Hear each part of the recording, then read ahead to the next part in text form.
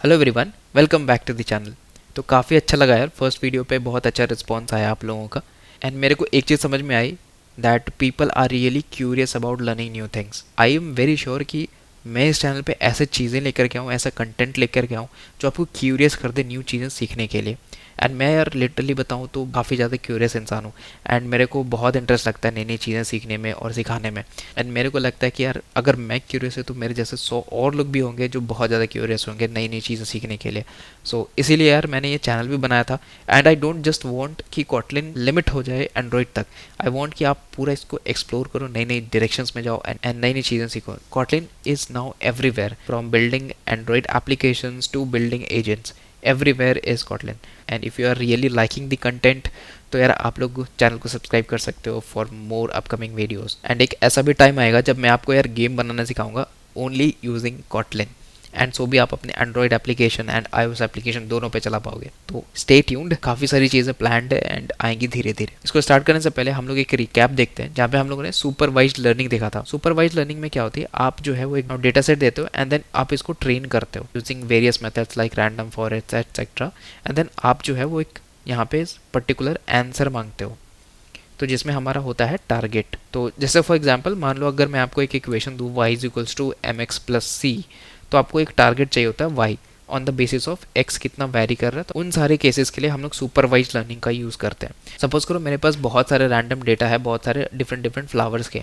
तो हम ये चाहते हैं कि मेरे जो पर्टिकुलर डायमेंशंस है किसी एक फ्लावर का, हम चाहते हैं कि वो फ्लावर किस में बिलोंग करेगा, किस कैटेगरी में आएगा, तो वो मेरे को बताओ। तो इसके लिए हम क्या चाह रहे हैं, एक रिजल्ट चाह रहे हैं। तो when you are actually trying to get a particular result, तब आप उस केस में सुपरवाइज लर्निंग यूज़ करते हो।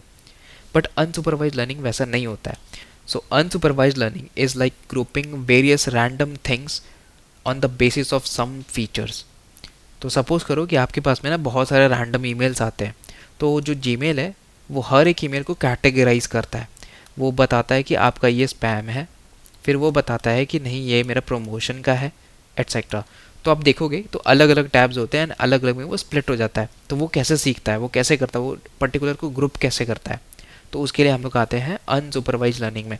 सपोज करो आप जो है वो क्लोथ खरीदते हो एक, अब दूसरा बंदा भी वही सेम क्लोथ देख रहा है, तीसरा बंदा भी वही देख रहा है, एंड ऐसे करके बहुत सारे लोग उसी को देख रहे हैं। तो कंपनी को पता चल जाएगी कि इतने लोगों ने इस क्लोथ को देखा है।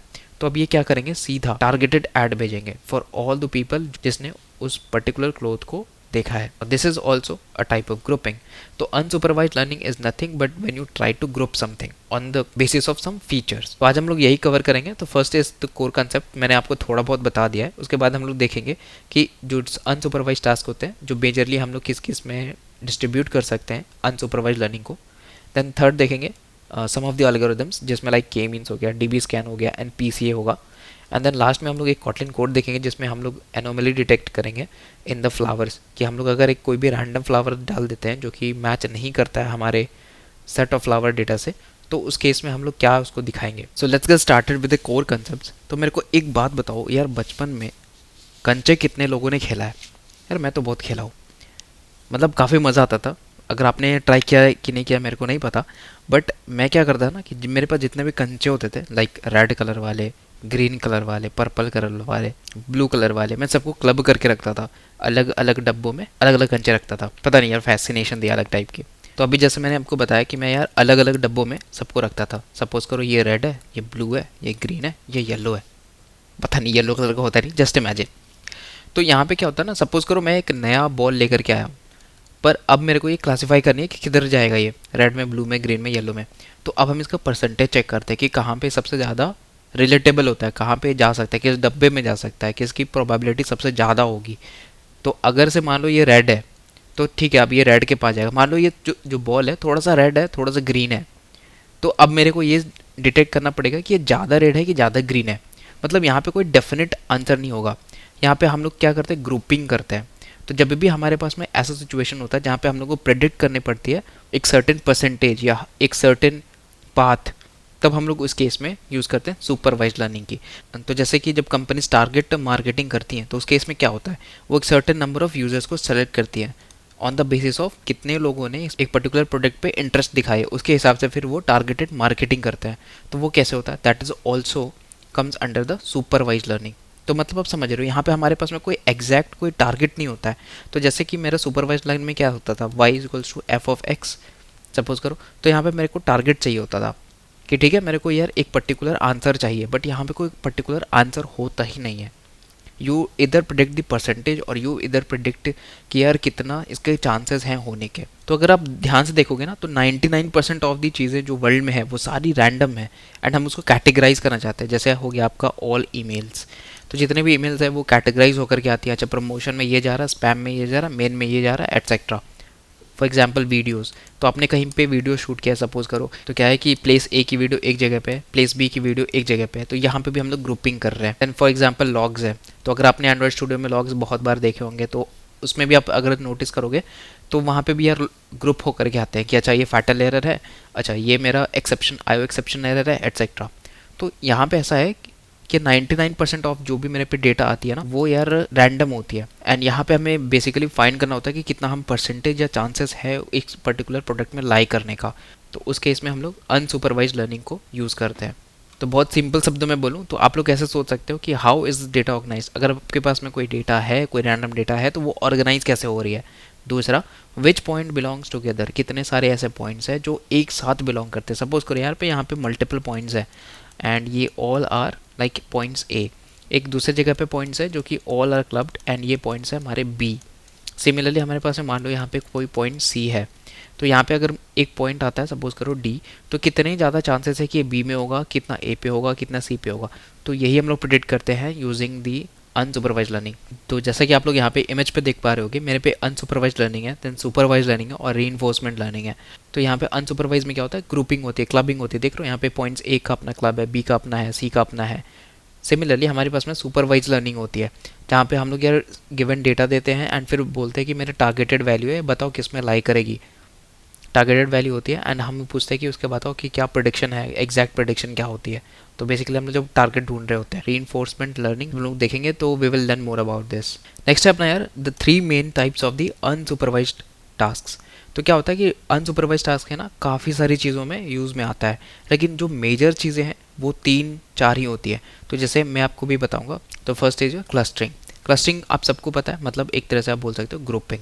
तो जब आप बहुत सारे ऐसे पॉइंट सेट्स है सपोज, तो आप जब ग्रुप करते हो इनको तो इसको हम कहते हैं क्लस्टरिंग। तो मान लो जो आपको मैंने कंचों का एग्जाम्पल दिया था, तो वहाँ पे सपोज करो मेरे पे बहुत सारे कंचे हैं, सपोज करो ये किसी कलर का है और मेरे को इस कलर का नाम नहीं पता है, नो नेम। मान लो ये किसी और कलर का है, सपोज करो इसको बी बोलते हैं, एंड ये भी नहीं पता कि किस कलर का है, आई डोंट नो, मैंने कलर पढ़ा ही नहीं किया किसको रेड और किसको ब्लू बोलते हैं। जैसे मान लो ये मेरा ए है, ये भी कलर मेरा ए है, तो अब क्या करोगे, जो ए और ए है उनको एक साथ ग्रुप करोगे, क्लब करोगे। तो यही हो गया हमारा क्लस्टरिंग, मतलब ग्रुपिंग। अब इसमें बहुत सारे एल्गोरिदम्स यूज़ होती हैं, जैसे जो बहुत पॉपुलर है के मीन्स, इसको हम लोग आगे अभी देखेंगे जस्ट कि के मीन हम लोग कैसे यूज़ करते हैं और ये एग्जैक्टली है क्या। अगर मैं इसकी यूजेज की बात करूँ, सबसे पहले है मेरा कस्टमर सेगमेंटेशन। यूजर्स को ग्रुप किया जाता है bye there purchasing behaviour, like कौन से सबसे ज़्यादा यहाँ पे खर्च कर सकते हैं, कौन यहाँ पे सिर्फ विंडो शॉपिंग करने के लिए आए हैं, कौन यहाँ पे बार्गेन करेंगे। तो ये हो गया मेरा कस्टमर सेगमेंटेशन, एंड उसी को देख करके फिर हम लोग टारगेटेड एड्स वगैरह भेजते हैं कि यस ये बंदा खर्च कर सकता है, तो इसको हम लोग यार एक पर्टिकुलर ऐड भेजेंगे, जो विंडो शॉपिंग करते हैं उनको एक पर्टिकुलर ऐड भेजेंगे, एटसेट्रा। एंड इसमें एक और चीज़ आती है इमेज सेगमेंटेशन। तो इमेज सेगमेंटेशन में क्या होती है, जैसे मान लो आपके पास में बहुत सारे डेटा पॉइंट्स है, एंड मान लो स्काई जो है मेरा पूरा स्काई जो इसका फोटो है वो बहुत सारे पिक्सल से बनकर मिल करके बना होगा। तो जब ये पिक्सल सारे क्लस्टर हो जाते हैं तो वो डिटेक्ट होती है कि अच्छा ये मेरा स्काई है। तो ये होता है मेरा इमेज सेगमेंटेशन, जब आप ग्रुप करते हो पिक्सल्स को to identify a particular location, suppose करो स्काई ग्राउंड हो गया या किसी ऑब्जेक्ट को हो गया, तो उसके लिए हम लोग यूज़ करते हैं इमेज सेगमेंटेशन का। नेक्स्ट है अपना डायमेंशनैलिटी रिडक्शन। तो what exactly this does is simply compression. तो आप लोगों ने काफ़ी टाइम ऐसा सुना होगा कि हम लोगों को एक पर्टिकुलर वीडियो को कंप्रेस करना है, एक ऑडियो को कंप्रेस करना है या फोटो को कंप्रेस करना है, तो वो कैसे होती है, तो ये भी हमारे इसी की मदद से होता है। तो यहाँ पे क्या होता है, काफ़ी सारे फीचर्स है। सपोज करो आपका जो फोटो है उसमें बहुत सारे फीचर्स होंगे, राइट, लाइक उसमें पिक्सल्स कितने हैं, कलर कितनी है, फिर सपोज करो हर एक कलर की इंटेंसिटी कितनी है, एटसेट्रा। तो ऐसे काफ़ी सारे डिफरेंट फीचर्स होंगे आपके फ़ोटो का। तो यहाँ पे क्या होगा, आपको अगर उस फोटो को कन्वर्ट करना है या कंप्रेस करना है तो उस केस में आप क्या करोगे, तो इसमें आप लोगों को क्वालिटी नहीं जानी चाहिए, बट यहाँ पे हम काफ़ी सारे फीचर्स जो हैं वो घटा देते हैं। तो हो सकता है कि यार मैंने इंटेंसिटी कम कर दी, तो एक बारी इंटेंसिटी कम कर दी मैंने तो यार ये कंप्रेस हो गया। कंप्रेस होने के बाद क्या होता है, तो कंप्रेस होने के बाद मेरी साइज़ भी कम हो जाती है। तो यहाँ पे क्या होता है, काफ़ी सारे फीचर्स होते हैं, बहुत सारे कॉलम, जैसे कि मैंने पिछले वीडियो में भी आपको बताया था कि यार बहुत सारे कॉलम्स होते हैं एंड मेरे को पर्टिकुलर कॉलम्स के अगर अकॉर्डिंगली हमको ट्रेन करना होता है तो हम लोग सिर्फ वही कॉलम को सेलेक्ट करते हैं। इस केस में भी वही है कि जब आप कंप्रेशन करने जाते हो तो यहाँ पे बहुत सारे फीचर्स और कॉलम्स होते हैं, तो आप लोग क्या करते हो, किसी पर्टिकुलर कॉलम को पकड़ करके और फिर उसको स्क्वीज़ करते हो और जो भी उसकी लाइक प्रॉपर्टीज़ है उनमें आप लोग डिक्रीमेंट करते हो to get the compression etcetera. तो इसमें जो एल्गोरिदम यूज़ होता है वो हमारा कहलाता है PCA और which is also called principal component analysis. एक और यहाँ पे एग्जांपल देखते हैं। सपोज करो यार कि मेरे पास है ना एक 3D इमेज है। Now this 3D image to be converted to 2D image. तो अब इसको कैसे करोगे, तो एक तरीका है कि ठीक है जो भी मेरा 3D इमेज है उसका प्रोजेक्शन ले लो तो मेरा 2D इमेज पे कन्वर्ट हो जाएगा। लेकिन सपोज करो कि आपको इसको AI के थ्रू करवाना है, तो कैसे करवाओगे, तो जो भी मेरा 3D इमेज में ना बहुत सारे अगेन फीचर्स होंगे, तो बहुत सारे जब फीचर्स होंगे तो हम इसको क्या करेंगे, कंप्रेस करेंगे एंड जो भी मेरे नॉट रिलेवेंट फीचर्स हैं उनको हम रिमूव कर देंगे। तो कंप्रेस करके और फाइनली हम लोग उसको एक 2D इमेज में कन्वर्ट कर देंगे। तो ये जितना भी आप लोगों का डायमेंशंस होगा, सपोज करो ये डायमेंशन 1D था, 2D था एंड ये थर्ड डायमेंशन के लिए 3D था, मतलब तीन आपको ना XYZ एग्जिस्ट करते हैं। तो हम लोगों ने क्या किया, सिंपली X और Y को ले लिया, Z को छोड़ दिया, तो इसको कंप्रेस करके मेरा 2D इमेज आ गया। सिंपल। मेरा जो है वो सबसे इंटरेस्टिंग चीज़ आने वाला है, that is anomaly detection and this is one of the most used. तो अगर आप नोटिस करोगे तो मेल में आपके यार एक स्पैम नाम का फोल्डर होता है जहाँ पे आप जितने भी स्पैम वगैरह आते हैं ना वो वहाँ पे स्टोर हो जाते हैं। तो वो एक्चुअली कैसे होता है, because it is found to be as anomaly, क्योंकि ये बाकी सारे ईमेल से अलग होता है, डिफरेंट होता है, इसके वजह से ये स्पैम में चला जाता है।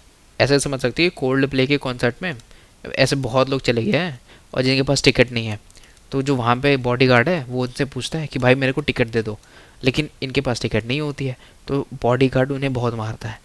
तो ये हो गया ना मेरा कोल्ड पे, मतलब ये हो गया मेरा एक सिक्योरिटी। तो similarly anomaly detection is something similar. So यहाँ पे हम लोग किसी भी एक अननोन बिहेवियर को चेक करते हैं and if that doesn't match with the others तो हम इसको डिटेक्ट करते हैं कि yes this is a anomaly. अब इसके एल्गोरिदम्स कौन से यूज़ होते हैं, तो the algorithm that is used is isolation forest. Isolation forest, जैसा आपने रैंडम फॉरेस्ट पढ़ा था वैसे ही हमारा आइसोलेशन फॉरेस्ट होता है। अब ये कहाँ पे यूज़ हो सकता है, तो अगेन मैंने अभी बताया कि फ्रॉड वगैरह में यूज़ कर लो, मतलब जहाँ पे भी फ्रॉड डिटेक्शन हो सकता है कि अच्छा इतने ट्रांजैक्शंस हो रहे हैं, अचानक से इतना बड़ा ट्रांजैक्शन हो गया, मतलब कुछ तो गड़बड़ हुआ है, इट मीन्स कि वहाँ पे कुछ ना कुछ एनोमली है। सो आपने देखा कि यहाँ पे यार ऐसे चीज़ों को कंसिडर करते हैं जिसका बिहेवियर थोड़ा डिफरेंट होता है एंड उसके हिसाब से फिर हम लोग उसको अलग से कैटेगराइज करते हैं कि this is in the anomaly detection. तो जैसे कि आप लोगों ने तीनों टाइप में देखा, हम लोग किसी न किसी टाइप से ग्रुप कर रहे हैं चीज़ों को एंड ग्रुप करके फाइनली अपन लेबल डाल रहे हैं कि अच्छा ये ऐसा होता है, ये ऐसा होता है एंड ये ऐसा होता है। So this is actually your unsupervised learning. अब आते हैं हम लोग यार एल्गोरिदम्स के ऊपर। सो फोक्स हम लोगों को यहाँ पे दो चीज़ें देखनी पड़ेंगी, एक तो के एंड दूसरा मीन्स। तो के का मतलब होता है कि आप कितने नंबर ऑफ ग्रुप्स में डिवाइड करना चाहते हो। तो जैसे मैं आपको शुरू से ही बता रहा हूँ कि यार यहाँ पे हम लोग है ना बेसिकली तीन तीन अलग अलग डिफरेंट हम लोग क्लस्टर्स बनाते हैं, डिफरेंट हम लोग ग्रुपिंग करते हैं। तो यहाँ पे के का मतलब है कि आप कितने नंबर ऑफ ग्रुपिंग करना चाहते हो। तो हमारे केस में जैसे in our example it is actually 3 means, है ना, क्योंकि हम लोगों ने तीन अलग अलग ग्रुप्स में इसको डिवाइड किया है। मीन्स का क्या मतलब है, मीन्स का मतलब है कि सब देखो यहाँ पे क्या है, बहुत सारे ऐसे डिफरेंट पॉइंट्स हैं एंड मेरा यहाँ पे बीच में सिंपल सा मैंने एक रैंडम पॉइंट असाइन किया। तो मैं ये चाहता हूँ कि ये बाकी सारे जितने भी यहाँ पे आपको दिख रहे हैं ना बॉल्स वगैरह, जितने भी डॉट्स हैं वो सब इसके नज़दीक आ जाए। तो उसके लिए हम लोग यूज़ करते हैं मीन्स का, मतलब इसका मीन सारे बॉल्स का हम लोग यहाँ पे मीन्स निकालते हैं और फिर फाइनली हम लोग एक सेंटर डिसाइड करते हैं। तो उसका मतलब होता है मीन्स। अब आ जाओ यार यहाँ पे एल्गोरिदम समझते हैं। देखो सबसे पहले हम लोग क्या करते हैं, सपोज करो यार आप लोग है ना एक ग्राउंड में गए, बहुत बड़े ग्राउंड है एंड यहाँ पे आप लोगों के पास में कुछ अराउंड 100 के आसपास में लोग हैं और यहाँ पे आप लोगों को यार इन तीनों 100 लोगों को 3 ग्रुप्स में डिवाइड करना है, मतलब 3K मीन्स आपको निकालना है, 3 मीन्स निकालनी है, ठीक है। तो आप लोग क्या करोगे सबसे पहले, तो सबसे पहले इसका बेस्ट तरीका है कि आप कहीं पे भी रैंडमली चले जाओ ग्राउंड में और 3 जगह पे अपने झंडे गाड़ दो। मतलब ऐसा समझो कि सपोज करो ये पूरा ग्राउंड है, आपने 3 जगह पे ऐसे झंडे गाड़ दिए 1 2 एंड 3। तो अब क्या होगा कि यहाँ पे सिंस जो लोग हैं वो बहुत ज़्यादा सेपरेटेड थे, तो जो लोग भी इसके नज़दीक हो गए, मतलब मैंने बोला कि भाई जो भी जिस भी फ्लैग के सामने वो उसके सामने आ जाओ। तो सपोज़ करो ये आदमी यहाँ पे आ गया, ये आदमी यहाँ पे आ गया, ये आदमी यहाँ पे आ गया, ये आदमी यहाँ पे आ गया, ये आदमी यहाँ पे आ गया, यहाँ पे ऐसा हुआ ऐसा हुआ ऐसा हुआ, फिर यहाँ पे बहुत सारे लोग आ गए। तो अब यहाँ पे आप देख सकते हो कि थोड़ा थोड़ा यहाँ पे डिस्ट्रीब्यूटिंग स्टार्ट हो चुका है, बट एग्जैक्टली अभी हुआ नहीं है। तो अब यहाँ पे देखना ये जो पॉइंट है, जैसे ये मेरा क्लस्टर बन रहा है, तो अब ये जो पॉइंट है जो मैंने डाला था अब ये सेंटर पे नहीं है, हमें क्या करना है इसको सेंटर पे लेकर के जाना। तो वो कैसे करेंगे, तो जितने भी पॉइंट्स हैं सबको मैंने डिस्टेंस कैलकुलेट करेंगे। एक बार हम सबका डिस्टेंस कैलकुलेट कर लिए तो हम इसको सेंटर पे लेके चलेंगे, ठीक है। तो अब जैसे सपोज करो कि मेरा यहाँ पे सेंटर आ गया, अब यहाँ पे एक आदमी था, 2 आदमी था, 3 आदमी था, 4 आदमी था, 5 आदमी था, 6 आदमी था, लेकिन इसमें एक छोटा सा प्रॉब्लम भी हुआ। तो ये आदमी यहाँ पे भी इस पर बिलोंग करता था, बट क्या हुआ कि सिंस ये सेंटर पे मूव किया तो ये पॉइंट तो चला गया। तो मान लो ये मेरा ए था, ये मेरा ए है, ये मेरा बी है और ये मेरा सी है, ठीक है। तो अब ये जो मेरा पॉइंट है, सपोज कि ये अल्फ़ा मेरा पॉइंट है, तो ये कहाँ पे चला गया।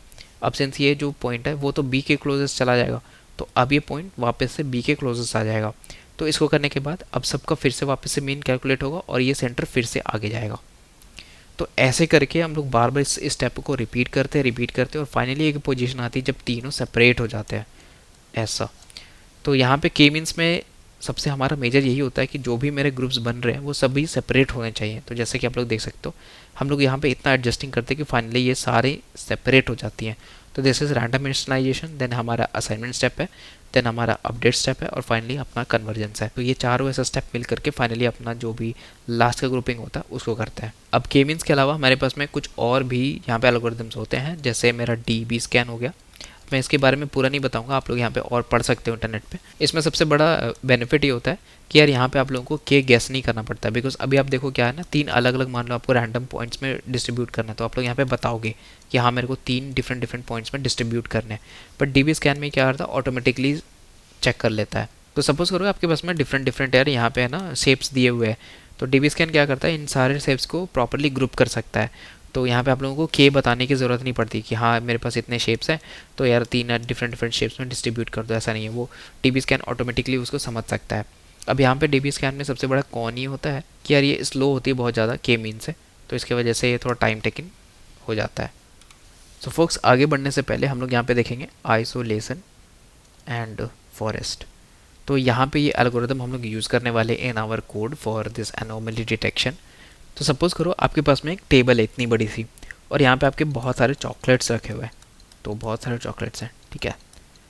अब इसमें से सारे यहाँ पे चॉकलेट्स हैं, मतलब डार्क चॉकलेट्स हैं, और एक जो है वो मैंगो बाइट था, जैसे इस मैंगो बाइट। तो अब आप यहाँ पे आराम से देख सकते हो कि यार these are all are normal but this is an anomaly. But ये चीज़ हम डिटेक्ट कैसे करेंगे, हम लोग कैसे बताएंगे कि अच्छा यही वो एनॉमली था। तो what exactly you do is कि आप है ना इसको रैंडम कट्स मारते हो। जैसे मान लो ये जो आपका पूरा का पूरा जो एरिया है आप इसको ऐसे सिंपली कट कर दिए, तो अब क्या होगा कि ये अब अलग से स्प्लिट हो गया, ये अलग से स्प्लिट हो गया। तो आपको ऐसे इमेजिन करना है कि आपने इसको 2 कट मार दिए, एक आधा इधर चला गया, एक आधा इधर चला गया। तो सपोज करो ये यहाँ पे आ गया, ये यहाँ पे आ गया, तो ये नॉर्मली यहाँ पे था। Now this is simple. आपने क्या किया, यहाँ पे एक और कट मारा। अब एक और कट मारा जैसे ही, तो यहाँ पे क्या है, मान लो एक यहाँ था और एक यहाँ था, ये बाहर निकल गया, ठीक है, मतलब ये दोनों बाहर निकल गए। अब इसके साथ में ये मेरा अंदर ही रह गया। सिमिलरली यहाँ पे भी आपने कट मारा तो आप पे कुछ कुछ बाहर निकल गया। आपने यहाँ पे एक और रैंडम कट मारा तो आपने देखा कि ये अच्छा ये तो बाहर ही आ गया, मतलब ये आउटसाइड आ गया। तो ऐसे हम लोग क्या करते हैं, बहुत सारे कट्स मारते हैं, और कट मारने के बाद हमारा जो सबसे एनॉमली होता है ना वो थोड़ी डिस्टेंस पे होती है, तो वो तुरंत बाहर निकल जाती है, मतलब आउटसाइड चली जाती है। बट अगर मान लो यही आपको एक नॉर्मल होगा तो इसको निकालने के लिए आपको बहुत सारे कट्स करने पड़ेंगे। तो यहाँ पे हम एक चीज़ देखते हैं कि the greater the number of cuts, तो greater the number of cuts वो उतना ज़्यादा चांसेस है कि नॉर्मल होगा, और जितना हमारा कम होगा, मतलब अगर मान लो 2 से 3 कट्स में निकल जाता है, दैट मीन्स कि वो एक एनॉमली है। मतलब बेसिकली आप सेपरेट कर देते हो किसी भी चीज़ को। तो वही मैं बोल रहा हूँ कि अगर मान लो आपके पास में इतना बड़ा पिज़्ज़ा है सपोज करो, और आपने यहाँ पे एक टॉफ़ी डाल दिया है, तो आपने एक कट मारोगे ये अलग हो जाएगा, बाकी सारे अलग हो जाएंगे। तो यहाँ पे हम लोग इसी को कहते हैं आइसोलेशन फॉरेस्ट, एंड यही कॉन्सेप्ट है जो अभी हम लोग जस्ट यूज़ करने वाले हैं अपने कोड में। फोक्स अब हम लोग कोड में आ जाते हैं and we will see, and इसको फिनिश कर देंगे अभी। तो सबसे पहले लास्ट डे पे भी हम लोगों ने पढ़ा था कि ये फॉर्मेट क्या होता है। मैं वापस एक्सप्लेन नहीं करूँगा, अगर आपने देख रखे हो तो आपको पता होगा कि हम लोग एक्जैक्टली क्या कर रहे हैं। देन हम लोगों ने आइरिस डेटा प्रिपेयर किया। नेक्स्ट आता है हम लोग फॉर्मूला। तो जैसे कि आप लोग देख सकते हो मेरे पे formula.lhs क्लास, तो एक्चुअली हम यहाँ पे ये बताते हैं कि यार मेरा जो डेटा सेट है ना, जिसमें हम लोगों ने क्लास करके एक डिफ़ाइन किया हुआ है अगर मैं आपको दिखाऊं तो यहाँ पे देखो, दिस इज़ अ क्लास। तो बेसिकली हम लोग क्लास यूज़ करते हैं बिकॉज हमें ये प्रिडिक्शन वैल्यू चाहिए होती है कि किस में ये लाई करेंगी, इसलिए हम लोग इसको क्लास कहते हैं। तो मैंने यहाँ पे वही लिख रखा है कि यार क्लास को छोड़ करके जितनी भी यहाँ पे कॉलम्स है सब यूज़ की जाएंगी फॉर द ट्रेनिंग पर्पसेस। तो यहाँ पे जब जैसे कि देख सकते हो सेपल लेंथ है, सेपल विड्थ है, then these all are be used for training the model.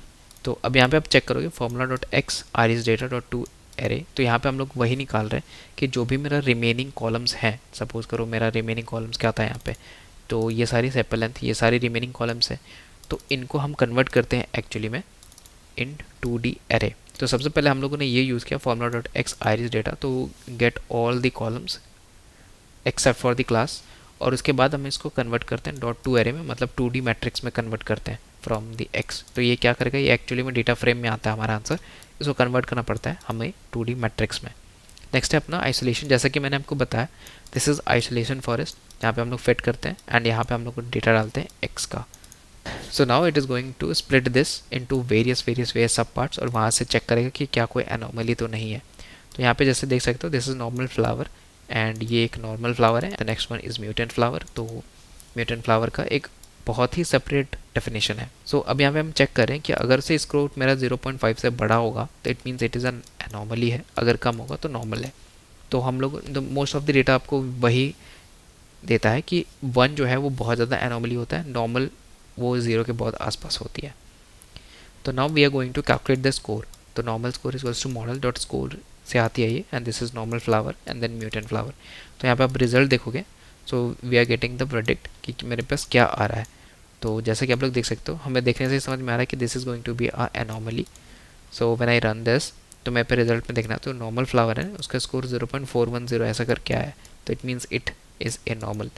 And अगर हम इसको म्यूटेंट को देखें तो this is 0.68722, it means it is going to be anomaly. तो इस तरह से हम लोग ये प्रिडिक्ट करते हैं कि कोई पर्टिकुलर चीज़ जो है वो किसी ग्रुप के अंदर बिलोंग करेगी कि नहीं करेगी, and this is very much helpful for various types of thing. तो होपफुली आप लोगों को काफ़ी मज़ा आया होगा। थैंक यू फॉर वॉचिंग, मिलते हैं नेक्स्ट वीडियो पे, तब तक हैव अ ग्रेट डे।